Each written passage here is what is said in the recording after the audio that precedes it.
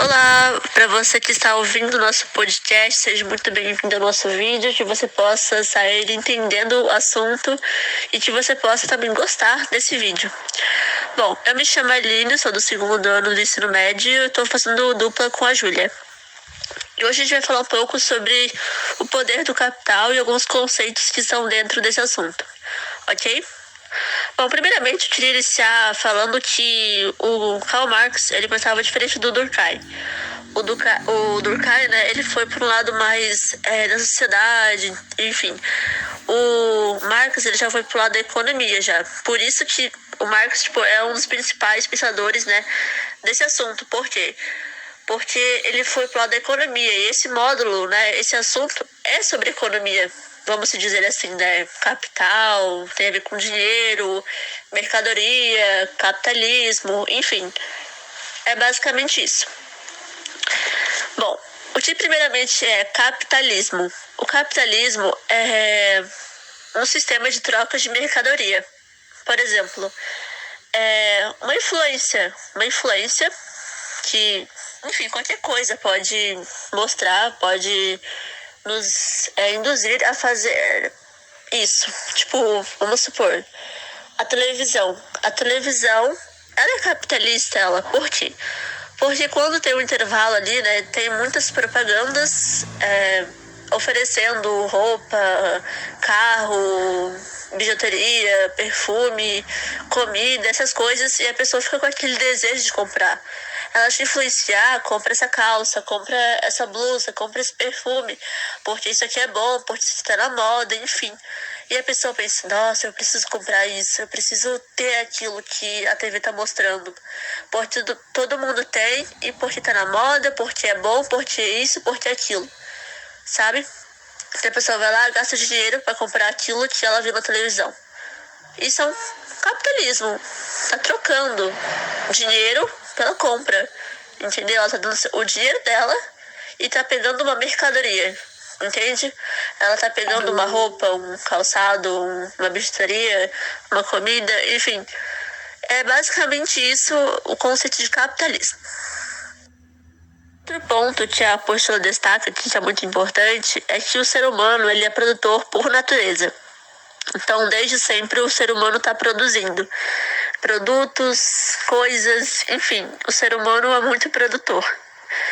E isso se aplica muito à nossa vida, né? Que todos os dias, por exemplo, quando eu vou fazer o meu almoço, vou fazer uma comida, eu estou produzindo algo, estou fazendo um produto, né? Faz sentido isso. Ou quando eu vou fazer um trabalho de escola, eu estou produzindo algo para o professor, para os alunos verem o meu trabalho, o meu produto. Ou uma pessoa proprietária de uma fábrica, de uma empresa, ela está fazendo um produto. Entende? Eu não tenho empresa, eu não tenho fábrica, essas coisas, mas eu sou produtora. Por quê? Porque eu produzo todos os dias. Tarefas, trabalhos, eu faço comida para minha família, enfim. Todo mundo produz alguma coisa. Seja isso útil, né, útil ou inútil. Então, todo mundo é produtor e isso é muito verdade, sabe? Que o ser humano é produtor por natureza. Ele sempre está produzindo todos os dias. E esses produtos, eles podem ser úteis ou inúteis. Os produtos úteis, eles são produtos que são essenciais, obviamente, e que eu não posso viver sem eles. Por exemplo, a água. A água é um produto útil. Só que se ela é um produto útil, ela vai ser mais cara, entendeu? Não sei se vocês pegaram essa ideia, mas se um produto é útil, ele vai ser mais caro, porque vai ter muitas pessoas procurando ele para comprar, entendeu? Se tem muita gente procurando, como posso dizer, mercado, uma empresa, lojas, conveniências vão elevar o preço. Por quê? Porque ele é muito concorrido. Porque todo mundo quer ele, entende? Ou, por exemplo, um tênis de marca. É claro que eu posso ter um tênis simples, né? Enfim, mas tem gente que vai pela moda. E viu um tênis de marca que saiu de última e a pessoa fez, eu preciso ter aquele tênis. Daí a loja os shoppings, eles veem, olha só, tá vindo muita gente pra comprar esse tênis, essa roupa e tal, vão aumentar o preço. E eles aumentam o preço, porque é um produto, né, entre aspas, útil, entende? Os produtos inúteis, eles não são tão essenciais quanto os úteis, né? Mas, assim, eles têm seu valor, óbvio, mas eles não são aquilo tudo quanto os úteis. Ou seja, o seu preço não vai ser aquilo tudo, vai ser ali equilibrado e tal, porque não tem muita concorrência e as pessoas não procuram muito esse produto. Bom, o valor de uso, ele é algo subjetivo, né? Depende do contexto ali.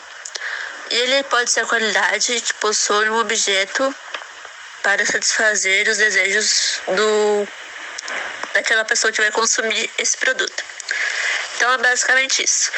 Daí tem o valor de troca, que tem outro significado, né? E que eu vou falar agora para vocês, que é que o valor de troca, né, é medido através do tempo, do trabalho socialmente necessário. Ele é basicamente isso, né? E o Marx, né, pensava dessa forma também. Então, continuando ali o nosso assunto, um outro aspecto, um outro conceito muito importante desse capítulo do livro é o dinheiro. O dinheiro, na minha opinião, né, eu creio que também tem a ver com a definição correta dele, é que é meio que um passaporte para você comprar e para você vender. Se você não tem dinheiro, você não tem como comprar. E se a pessoa não tiver dinheiro, você não vai conseguir vender para ela, porque você precisa desse dinheiro, entendeu? E o cara que tá vendendo precisa desse dinheiro para poder te dar o produto, obviamente. Então, você precisa de dinheiro para comprar alguma coisa. Ok? Você não pode, simplesmente vir e querer comprar uma coisa, mas você não tem dinheiro para isso. Porque esse produto, ele teve um custo. Ele teve um trabalho para ser feito. Então não pode ser dado de graça. Tem que ter um custo, tem que ter um valor. E esse valor tem que ser pago para você poder ter ele. Senão, não tem como isso acontecer, né? Nada de graça na vida. E um dos primeiros, né, meios de vender, de trocar ali, né, eu creio que foi o ouro, né? Foi o ouro. Antigamente não tinha essas notas de dinheiro que a gente tem hoje, né? Eles tinham, no caso, o ouro, né? Essas joias raras que hoje em dia a gente não usa tanto, sabe? Usa mais dinheiro vivo. Antes eles usavam ouro, enfim, essas coisas. E foi um dos primeiros, né? Se não o primeiro a ser como o dinheiro pra eles, sabe? O indivíduo, ele perde seus meios de produção, né? Quando ele tá trabalhando e tal, ele se esgota, meio que ele é um escravo do trabalho. Por exemplo, eu vejo pela minha família, tem horas que eles não conseguem nem tirar um tempo pra eles têm que ficar em função do trabalho, sabe? E se você for analisar, isso é uma escravidão, entende? Porque eles têm que ficar em função do trabalho pra poder ganhar mais dinheiro, pra poder pagar suas contas, enfim. É basicamente isso que eu acabei de ler pra vocês. Quando alguém quer vender algo, a coisa que ela vendeu, que ela vende, se torna uma mercadoria, como eu falei agora há pouco, né, pra vocês. Que todos nós produzimos um produto, seja ele útil ou inútil. Todos nós somos produtores. O ser humano se torna uma mercadoria que tem seu valor de troca definido como qualquer outro produto do mercado. Aqui entra outro termo, né? O salário, que é o preço de um trabalhador. Então, tem pessoas que ganham mais do que as outras. Porque vamos pegar ali um exemplo de um cara que trabalha na Celeste, né? Companhia ali de energia de Santa Catarina, se eu não me engano. Ele ganha muito bem, muito bem. Por quê? Porque é um trabalho muito perigoso. É um trabalho, assim, que é bem perigoso, assim, que qualquer erro dele, ele pode morrer eletrocutado. Tem casos disso. Ele ganha muito bem do que, uma pessoa que, sei lá, é contadora. Que não é um trabalho perigoso, contadora. Eu não sei, pode ser que eu esteja errada, mas eu sei que ele ganha muito bem. Que ele pode ganhar até melhor do que uma pessoa que tem faculdade, né? E é basicamente isso que essa parte dessa frase quis dizer. Mas Mas e aí, Júlia, fala um pouco mais sobre o capital, né? E o que o Marx pensa sobre isso. Eu me chamo Júlia, eu sou do segundo ano do ensino médio e eu tô fazendo esse podcast que fala um pouco sobre o poder do capital, tudo que envolve o capital. Então, continuando o que a Aline estava falando, o Marx, ele identificou nesse processo ou nessa pesquisa um fenômeno chamado mais-valia. E a gente pode definir mais-valia por um lucro que foi resultante da diferença entre o que o capitalista paga pela mão de obra e o valor que é cobrado pela mercadoria produzida pelo trabalhador. Só um adendo é que a mais-valia foi desenvolvida, foi dado um nome para isso, para essa exploração que os trabalhadores sofrem no século XXI. Então, segundo o autor, segundo Karl Marx, os trabalhadores eles não recebem o equivalente àquilo que produzem. E todo o lucro obtido através da produção das mercadorias vai direto para o empregador, que se apropria do trabalho excedente. Para o Karl Marx, que é uma das consequências das relações sociais de produção, aborda sobre os trabalhadores, eles não conseguem controlar os meios de produção, e para isso eles precisam vender a sua força de trabalho. E isso faz com que eles se tornem também uma mercadoria e dessa forma eles ficam alheios ao produto final. Por exemplo, antes do capitalismo, do sistema capitalista, as pessoas produziam para suprir suas necessidades ou cuidar da produção integral de uma mercadoria. E isso dava para o trabalhador uma noção maior do quanto valia o seu trabalho. Agora eles trabalham, não recebem da forma como deveriam e por conta disso às vezes não conseguem ver o valor daquele produto final.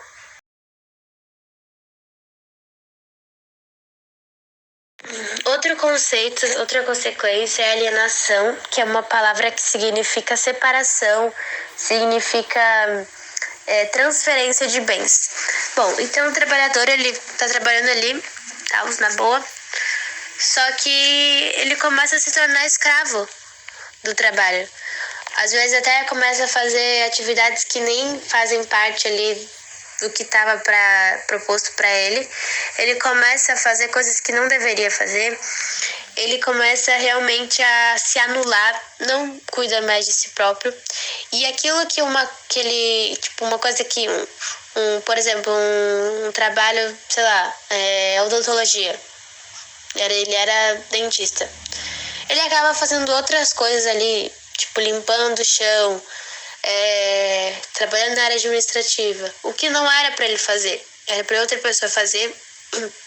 Ele acaba sendo explorado e isso vai perdendo o brilho, vai perdendo o brilho que ele tinha pela odontologia. Ele vai começar a ser explorado e vai se anulando cada vez mais. Aí ele não se pertence mais. E na hora de vender esse trabalho pelo salário, ele passa a pertencer à empresa. E faz ele o que bem entender. A empresa vai fazer dele o que a empresa bem entender. É mais ou menos isso que significa alienação.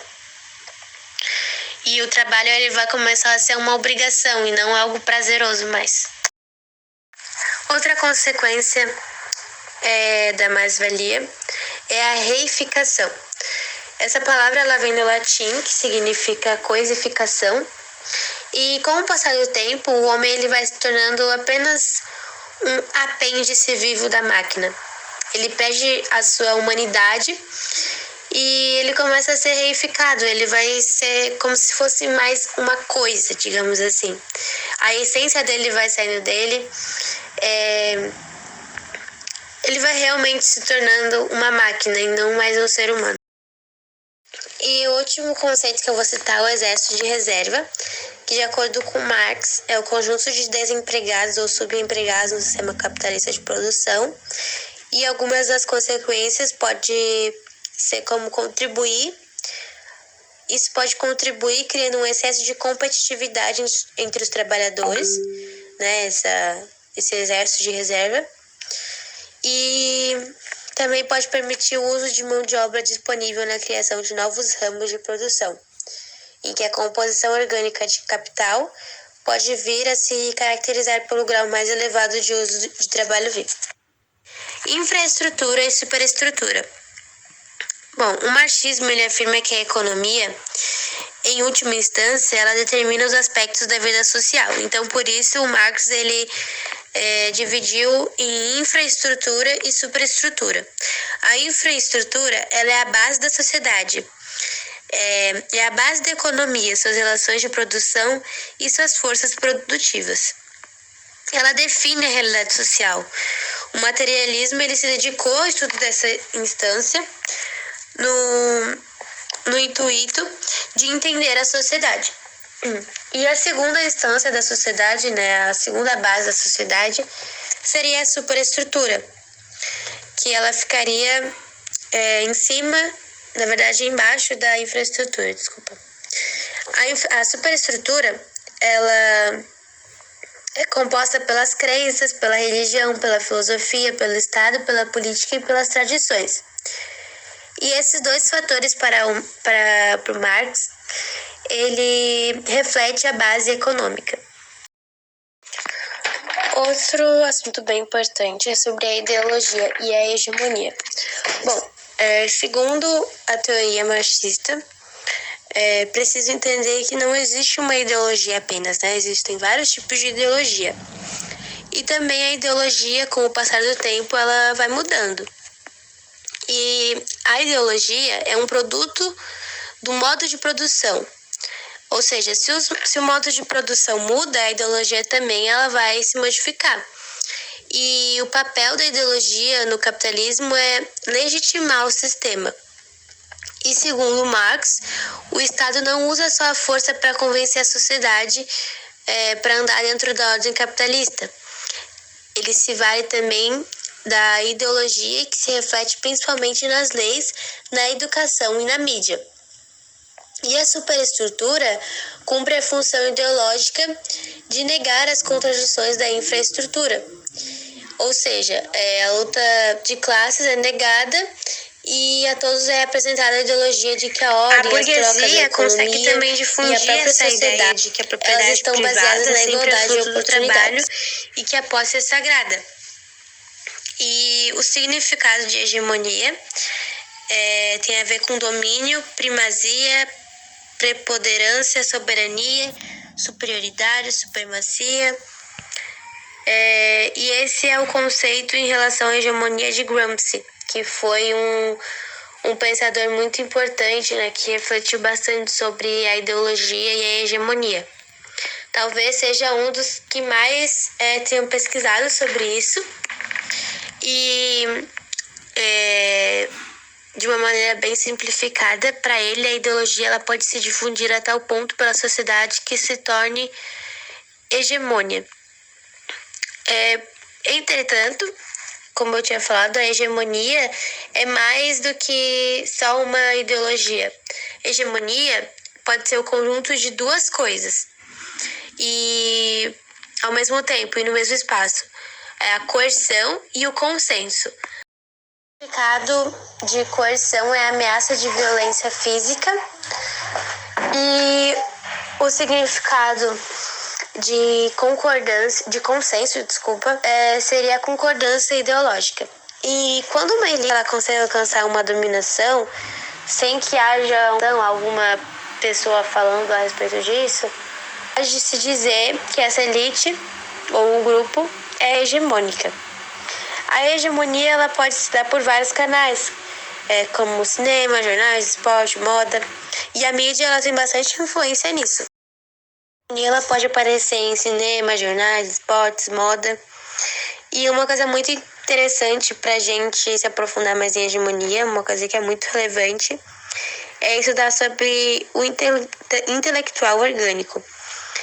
Gramsci tinha uma visão muito ampla sobre esse intelectual, sobre o significado de intelectual. Para ele, o intelectual não é apenas aquele que se esforça diariamente para a produção de cultura. Um exemplo seriam os escritores, os cineastas e os artistas.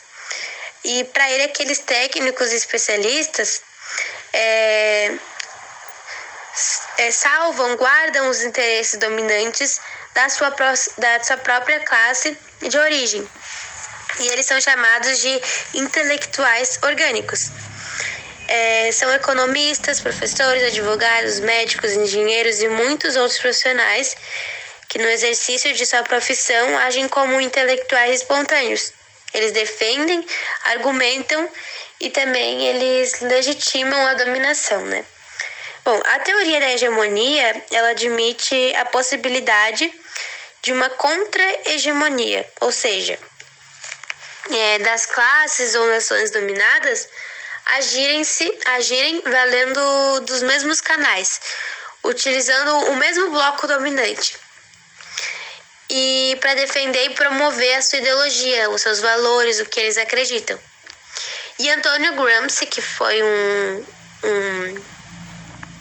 um importante jornalista também, né? E intelectual, que falou muito sobre isso, sobre a ideologia, sobre a hegemonia. Ele nasceu em 1891, em Sardenha, e morreu em 1937. Na prisão ele escrevia muitas reflexões, mas ele não queria que fosse publicado, não era a intenção dele.